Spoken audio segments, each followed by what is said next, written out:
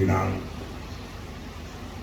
और समय काल जन्म जन्मांत का पुण्य होगा कि आप लोग इसमें साक्षात होकर अपना समय का प्रदान किया।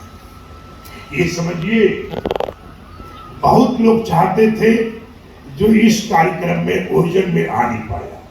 तो ये श्रद्धांजलि समारोह में निश्चित किसी जन्म जन्मांत का आपका पुण्य था कि महाराज जी के आप समारोह में पधारे।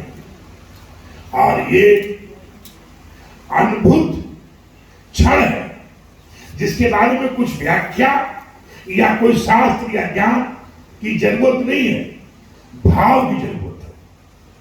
आप भाव से चिंतन कर लिया तो सारे अपने उद्देश्य को आप प्राप्त कर लेंगे। और कितना बड़ा ज्ञानी आप हैं और भाव नहीं रखा तो नारायण बहुत दूर चले जाते हैं। दत्तात्रेय के बारे में आप विचारे मत कीजिए, क्योंकि दत्तात्रेय भगवान का कोई आकार नहीं है। इनका करोड़ों खरबों रूप में आते रहते हैं। इस रूप में आते हैं, परशुराम जैसे नहीं पहचान पाए तो हमारे साधारण जीव क्या दत्तात्रेय को पहचान पाएंगे। इसलिए अनेक अवतार में, जैसे महाराष्ट्र में आप जानते हैं दत्तात्रेय का 24 अवतार हो चुका है। एक समय समय से किसी न किसी रूपांतर में दत्तात्रेय धर्म की रक्षा के लिए, सनातन की रक्षा के लिए कभी कभी जन्म लेते हैं। ऐसे ही पुनीत महाराज के रूप स्वरूप में उनका आकार सही रूप ही आए, नहीं तो ये तो निरंकार थे। कभी कभी हमारे लिए, आपके लिए, कुछ प्राणियों के लिए, कुछ जीवंश के लिए वो कोई न कोई कारण से ही ब्रह्म का अवतार होता है। क्या कारण था महाराज जान सकते हैं। उनका अवतार हुआ, उसके बाद महाराज जी के ही सरखड़ा में, जिसको आप लाला जी के नाम से प्रसिद्ध है, अगर इनका नाम सही क्या है ये आपको ज्ञान नहीं हो सकता है, क्योंकि नाम तो सिर्फ उच्चारण को होता है। भगवान श्री कृष्ण में बोलते नामों में क्या रखा है। इसलिए महान तपस्वी जो कि जल में रहते हुए कमल के तरह और कीच में रहते हुए कमल के तरह, जहां इनको पर एक बूंद का पानी का ठहरना नहीं, माया रूपी संसार का जो आप देख रहे हैं कीच पड़ा हुआ है, अनेक प्रकार की माया, ये माया लिप्त नहीं करें उसमें से ये कमल के फूल की तरह आत्मा है। समय इतिहास में किन किन नामों से इनको उपाधि देगी वो तो स्वयं महाराज दत्तात्रेय के अवतार, क्योंकि महाराज श्री को कई बार मेरा संवाद होता रहा। मैं तो उनमें दत्तात्रेय भगवान का स्वरूप मानते थे और उनके कृपा से ही कहीं न कहीं इस गिरनार में जो अस्थायी रहने का हमारी व्यवस्थाएं बनी है, उसका कारण भी महाराज थे कि मैं गिरनार में इतना समय दे पाया। नहीं तो मैं आता था कुछ पल, कुछ समय, कुछ दिन कार्य किया, आने से पहले जाने के बारे में तय करते थे कि फला टाइम फला टिकट में निकल जाएंगे।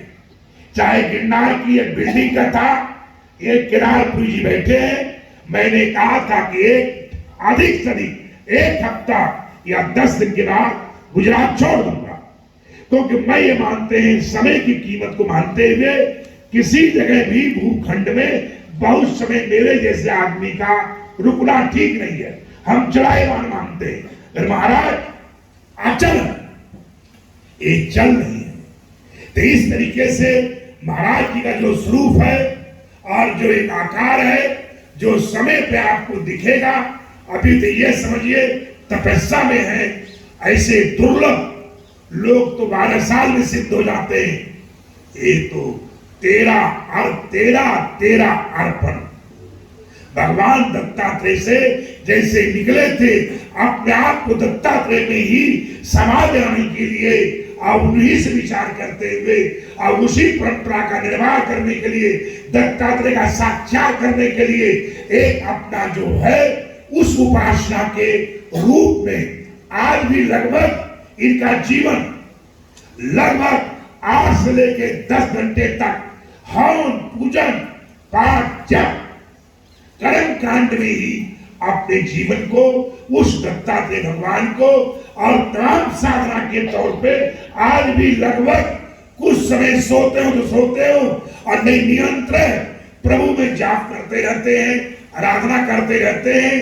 और जैसे मैंने आपसे कहा, माया से बहुत दूर सब में रहते हुए और कहीं नहीं रहना, कोई असर न होना, किसी प्रकार की कामना न होना और सब कुछ वैदेही की तरह करते भी रहना और तमाम व्यवस्थाएं भी देखना, तमाम चिंतन भी करना। और इतनी मैं कहता हूं कि महाराज श्री को दत्तात्रेय भगवान इनके अंदर थे, हैं। और ये भी ये समझिए कि पुनीत महाराज ने स्थापना कर गए हैं। अरे निश्चित उनका प्राण दत्तात्रेय का उनके अंदर जो प्राण का स्थापित किया है, पहले सब कुछ दे गए हैं, उत्तराधिकारी बना गए हैं और सारा कुछ करके गए हैं। इसलिए निश्चित मेरा मानना है कि महाराज श्री जो है कहीं न कहीं किसी न किसी रूप में इनके अंदर विराजमान थे, हैं और रहेंगे। एक नहीं कहते हुए महाराज के चरणों में मैं अपनी पुष्पांजलि, श्रद्धांजलि और अपनी भावनाओं को जो सही रूपी जो मेरे अंदर जिसको आत्मा कहते हैं, नियंजन करते हैं, उस कमल के फूल अपनी वाणी का विश्राम करता हूं। जय दत्तात्रेय भगवान की।